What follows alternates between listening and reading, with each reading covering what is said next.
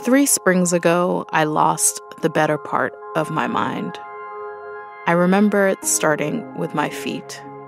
I woke up one February morning and my feet were so swollen I could barely fit them into my roomiest sneakers. You're listening to Code Switch. I'm B.A. Parker, and that voice you're hearing belongs to Naomi Jackson. So I'm Naomi, and I'm a writer born and raised in Brooklyn. A few years ago, she wrote an essay for Harper's magazine titled Her Kind on losing and finding my mind. She wrote it as a way to come to terms with her mental illness. I was diagnosed with bipolar disorder in 2018, and it really upended my life. I wasn't sure what it meant for me. I didn't know if I would be writing anymore. I lost my job. Just a lot of the things that I had assumed about myself and the way that I was moving through the world really were transformed by that moment. Bipolar disorder is a lifelong condition. It causes intense shifts in mood, from periods of mania to episodes of depression. And it often runs in families, which was true for Naomi. Now, May is Mental Health Awareness Month, so for this episode, we asked her to come in and read from her essay. And just a heads up, her essay contains some intense experiences with mental health, and it does mention rape, so listen at your own discretion. All right. I'm just sitting here staring at you. I'm so sorry. No, I like having the audience. It makes me feel less like I'm talking into the void, yeah? Cool. All right. Her Kind on losing and finding my mind. I was once someone who people would describe as steady, the kind of friend you turn to for advice on buying an apartment or negotiating your salary. The year before I became sick, I started tumbling. From February to May of 2018, I felt profoundly unmoored, alternately joyful and inconsolable, fearful and invincible. I had never felt so free or so impulsive. My whims and emotions led me. My feelings were snakes that whipped me around. Some days, having a cigarette and a cup of coffee from the bodega, light with milk and 1 teaspoon of sugar, was the only thing that could cheer me up. What the world saw most was my rage. I'm typically a mild-mannered person who's slow to anger, patient to a fault, a pushover even. I hate confrontation, but that spring I was furious.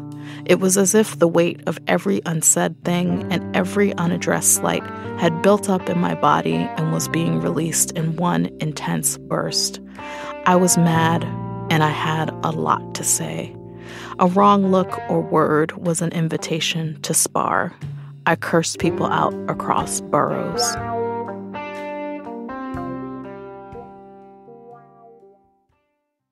I was angry, but also afraid. I started having panic attacks almost every day. As winter turned to spring, I slept less and less, sometimes only 3 or 4 hours a night. My husband was at a loss for what to do with me, how to keep me safe, so he sent me to spend time with my parents in Brooklyn. When I wasn't talking on the phone, I sulked, watched basketball, and skulked around the house in a white nightie. I took long walks to the mall, where I got into arguments and one-sided conversations with strangers. I tormented my parents, demanded that my father, a deacon, pray for me. One night, I babbled nonsensically and crawled on the second-floor landing of the house, wanting to stay low lest the police see me. I heard my family start talking about taking me to the hospital, which unraveled me further. I lit a cigarette in the living room, an act of war in their tidy West Indian home. My father, who rarely raises his voice, yelled at me to get in the car. I tried to jump out as it was moving. My parents, stepbrother, and cousin drove me to an emergency room in downtown Brooklyn. As we ascended the steps to the entrance, I jumped with joy and clicked my heels together, telling everyone within earshot that I was pregnant with twins. I wasn't. The last thing I remember is a nurse with dreadlocks asking me questions and then administering medication that knocked me out. I woke up the next morning in a different hospital. My husband and stepmother were in my room. I joked this wasn't how I'd planned to spend Valentine's Day. It was either during this hospitalization or during one of the three that followed that I was diagnosed with bipolar disorder. I wasn't sure what the diagnosis meant or what it had to do with me and my life. That morning, I was furious that no one rode with me from the emergency room to the hospital a few neighborhoods over, that they'd left me alone with strangers. When my sister visited, I asked her how she could be certain that the medical staff hadn't raped me. She said it was unlikely, but admitted she couldn't be sure.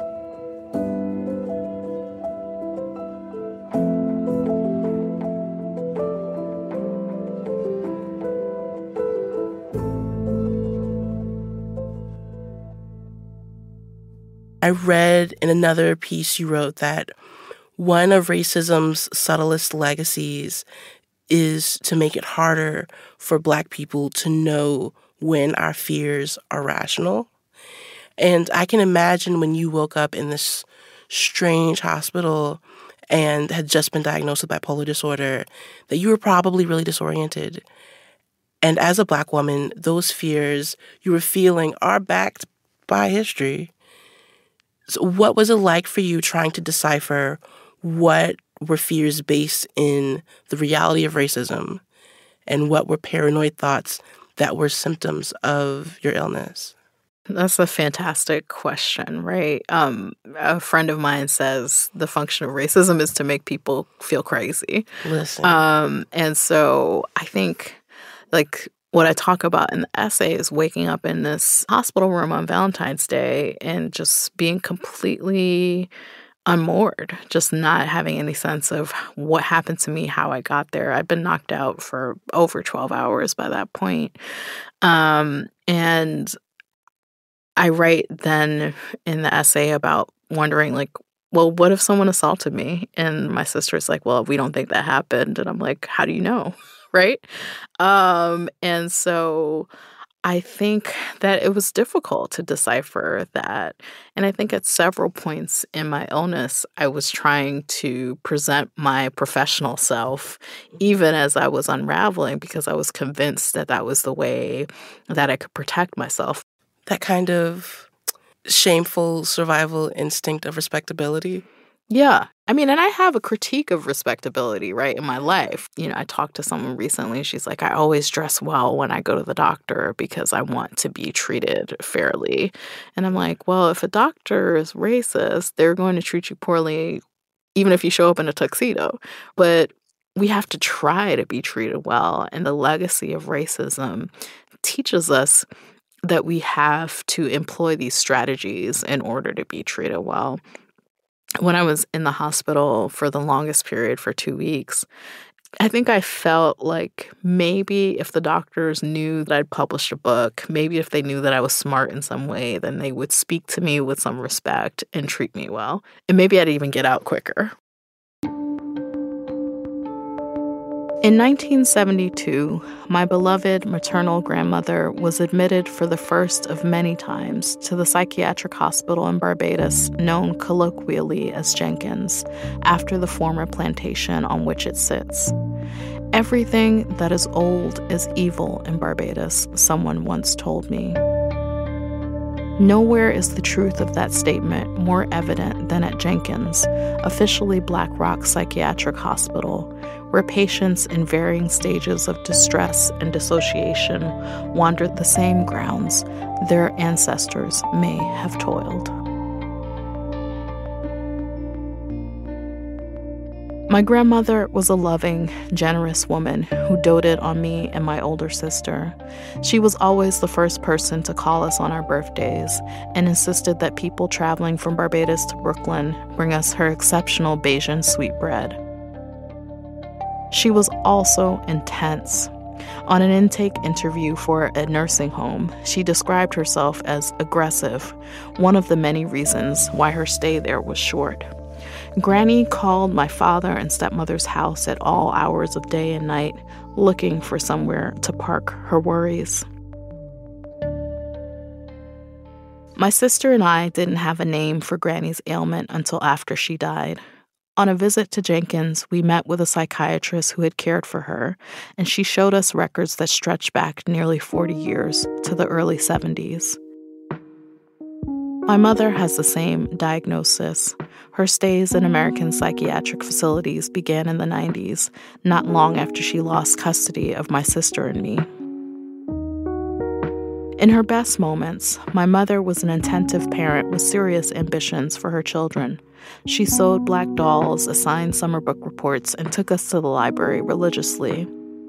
But she struggled through a contentious divorce from my father in the early 80s, and the stress of raising 2 children alone in New York City, and her emergent mental illness eventually caught up with her.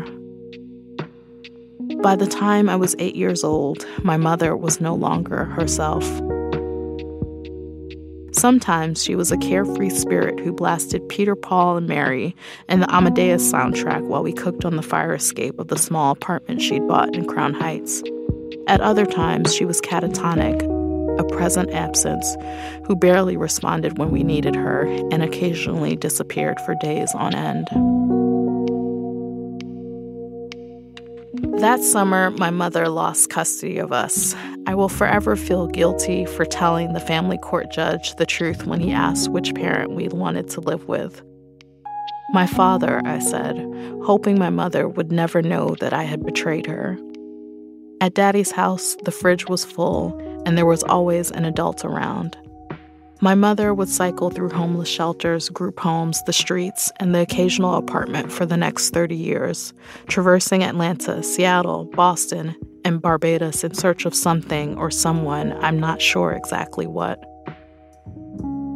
I do know that I inherited my mother's hot foot, and that Mommy, Granny, and I all belong to the same strange club of the severely mentally ill.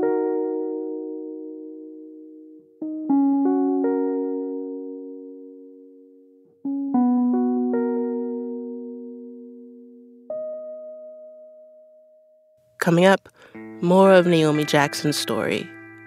All right, girl, you are here losing it and stripping and running into people's apartments and messing with people's children. But at the end of the day, we're trying to make it out of the day alive, right? And so when the cops came, something in me switched on.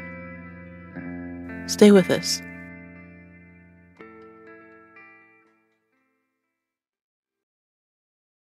Parker. Just Parker. Code switch. We've been hearing from Naomi Jackson about being Black and having bipolar disorder in America. Here she is again, reading from her essay called Her Kind on Losing and Finding My Mind. One day in February 2018, I almost lost myself. It was unseasonably warm. I left the house in the early afternoon, the front door wide open behind me. I wore a black dress coat that I bought in France on top of a matching soccer jersey and pants that my husband had given me. As I walked up the Bronx's 3rd Avenue, I became taken by the idea of trying to prove how difficult it was for a woman to use the bathroom. I asked to use the toilet at a dry cleaner, a day spa, and a State Farm agency, making scenes each time I was refused, sometimes claiming I was pregnant to see how far I could push the experiment. When I grew tired of the game, I stopped for a slice at a pizzeria, where I met a nice Black woman and her little girl. The woman had just picked up trophies for a soccer program she ran with her husband. She told me all about it as we walked 20 blocks north into a neighborhood I'd never visited before. Along the way, I yelled in French at a Togolese man. I could tell that the woman was worried about me, and perhaps a bit afraid, but she was kind. I bid the woman and her daughter goodbye. I had what felt like an endless fount of energy. I wanted to play. I saw a pit bull I liked and followed the dog and its owner into a building that I later found out was a homeless shelter. I walked to the top floor and rang a few doorbells. No one opened up. I ran outside where I saw a few kids. I introduced myself to one of them, who looked to be about 8 years old. Within a few minutes, we were shadowboxing. I asked him whether he knew about Muhammad Ali and Malcolm X, quizzed him between feints and jabs until we both grew bored. I told the boy that President Obama was going to officiate my wedding that evening on the Harlem River and that Rihanna would be performing. I told him he should come along and bring his crew. A dozen kids amassed to follow me. Then they realized that I was lying. The mood changed. One of them, the oldest, cursed me out and chased me. I ran, weaving between parked cars, yelling back at him. I avoided a fistfight only because someone mercifully called the kids back inside. I headed to the Cross Bronx Expressway. I thought that the United Nations was in session, and I was convinced I saw Robert Mugabe. Suddenly, I was unbearably hot. I stripped, peeling off my layers until I wore only a white tank top and green sweatpants. In doing so, I had become my grandmother, who'd been known to stand on the road in Barbados in her slip until an ambulance came to take her away. That night in the Bronx, I waved my blue hoodie at a helicopter circling overhead. I was tired, and though I didn't want to go home, I knew I needed help. I sought refuge at a community center with a lactation station just above the highway, the woman with her babe, a beacon. A man there called the police.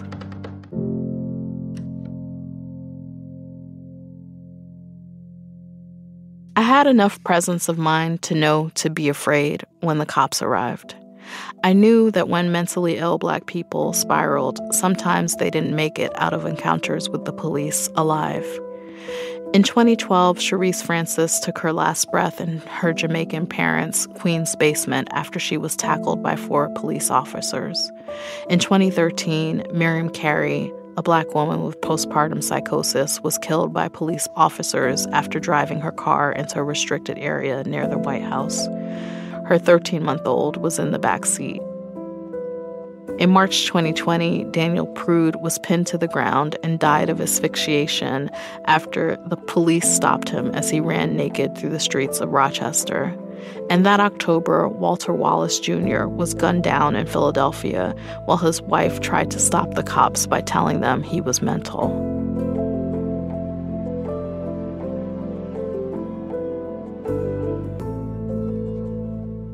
By the time the police arrived, I was cold.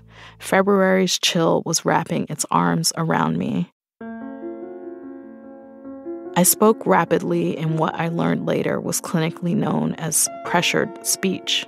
Though I'm unsure now of what I said, I remember putting my hands up to show I was unarmed. I told a female officer that I had once wanted to attend medical school, but had quit a pre-med program to follow my dream of becoming a writer. Even as I unraveled, I tried to present my most well-mannered professional self, hoping that my credentials might protect me. I got into an ambulance and talked with the medic the whole way there, grateful for the way he treated it like a taxi ride.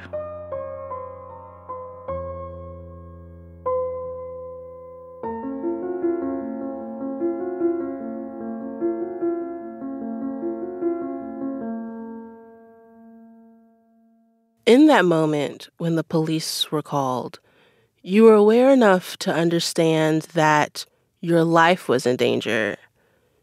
Do you think that awareness was sewn into your mania, or was it a piece of reality piercing through? I think that was reality showing up to be like, all right, girl, you are here losing it and stripping and running into people's apartments and messing with people's children.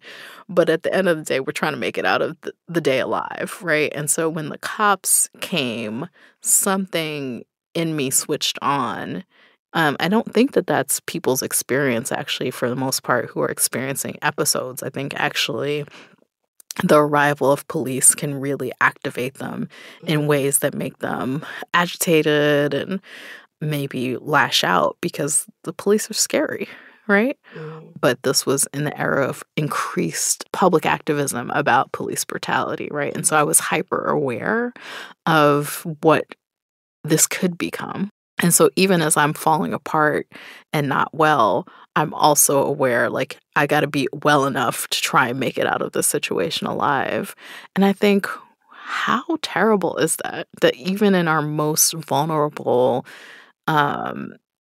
terrified moments, we have to be wearing this armor of professionalism in order to ensure that we make it out of these encounters alive.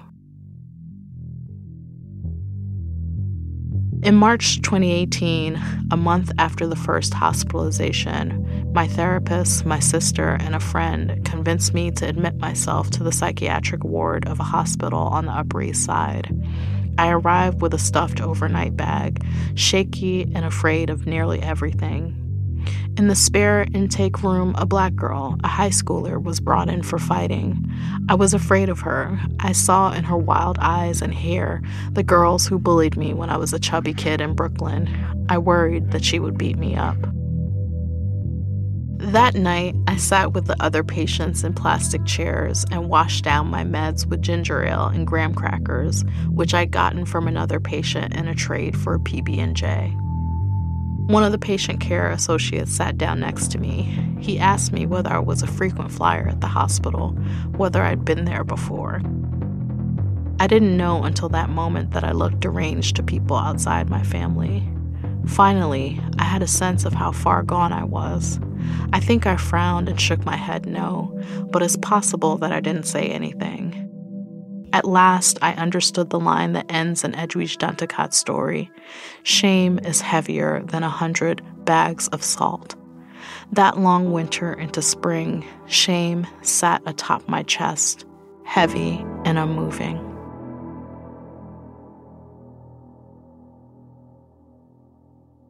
Shortly after I was released from the hospital, my mother came to visit. She had moved back to New York City the year before, leaving a stable but imperfect living situation in Boston to start over again in the city's Byzantine shelter system. It had been months since I'd seen her, a year since she told me over a lunch I could barely afford how little she thought of my yuppie novel. We walked in circles around my block. We shared a cigarette. She was the first person to accurately describe the way that a coffee and a smoke takes the edge off the emotions swirling inside me. When we spoke that day, we didn't say the word bipolar or mention the diagnosis that belonged to her. I'd never acknowledged my mother's illness to her directly. She is fiercely proud and private, like my grandmother and my sister. There is dignity in allowing ourselves to be more than the clinical language that describes how our minds work. I believe she asked me how long I was in for. We knew without saying it aloud how much being on a psych ward felt like being in prison.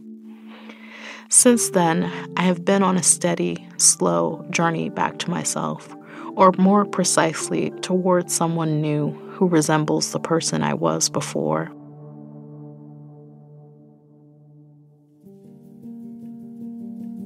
I stopped taking psychiatric medications when I got pregnant in the summer of 2019, and I have remained off them while I breastfeed my child.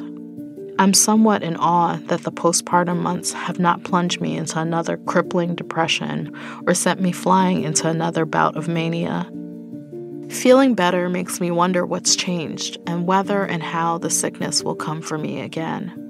Although I hope there won't be a next time, I'm not naive enough to believe that I'm so exceptional as to be spared.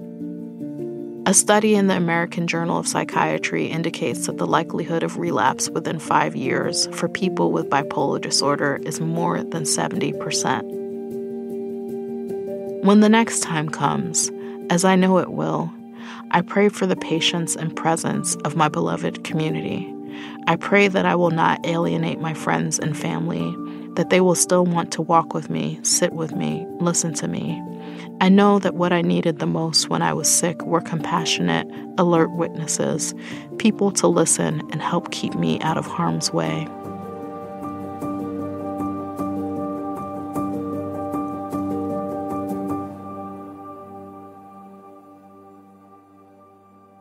As you're going through all of this, you have a baby. How do you think about the future for you and your child now?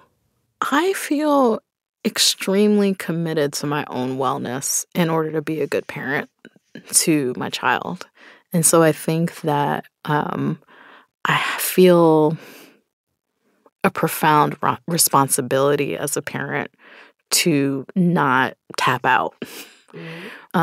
Because I think a 2-week hospitalization like the one I had in 2018 was hard, but that could be catastrophic with a small child involved, right? Certainly when I was contemplating having my own child, and even now having a young child, I worry. I think, is this something that I pass down to him? Is it responsible to have a child when you know that you have this family history of severe mental illness? Will I be up to the task of getting him help if it does turn out to be something that he has to deal with? I don't know. All these questions are certainly a part of my life. He's so young that I don't have language to talk to him about what my illness means. Yeah. But I imagine one day we'll have to have that conversation. And I'll figure out age-appropriate language to have it. But that feels important to me too, right? To raise a child who is both aware of their mom's situation and aware of what it means to have a mom with a disability and kind to other people who have disabilities, right? Recently, a friend asked me how I came to be doing so well. The answer is deceptively simple. Rest, childcare, therapy, meaningful work, healthier relationships. It matters that my therapist is a Black woman to whom I don't have to explain certain aspects of my selfhood. The cultural shorthand that we share affords trust, intimacy, efficiency. Most importantly, I'm writing again. What was disconcerting about being sick was that it robbed me of my focus, attention, and creativity. Now I'm reacquainted with myself as a writer, which is to say that I'm reacquainted with myself. Since the birth of my son in February 2020, I have been writing with ease and urgency for the first time in years. I am almost scared to say so lest I jinx it, but I am even more scared to stop writing. I have been working 6 days a week. I know that just below these heights of creativity, there is a winding staircase that leads to mania. Still, I write as if I may never write again. I want to get it all down, in case my mind betrays me. Let me say one last thing.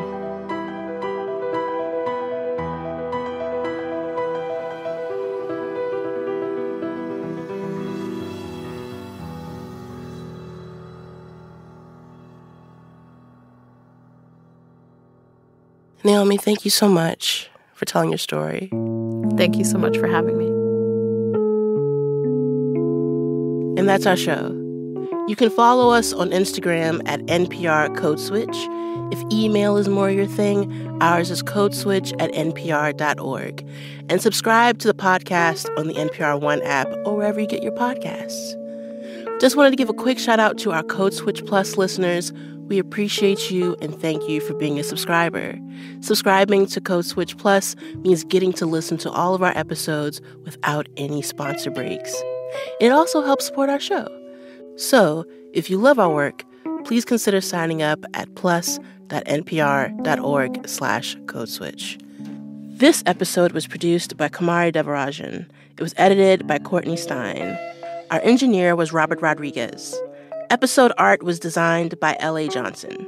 A big shout out to the rest of the Code Switch massive: Dahlia Mortada, Jess Kung, Christina Kala, Jean Demby, Steve Drummond, Lori Lizaraga, Verlyn Williams, and Leah Danella.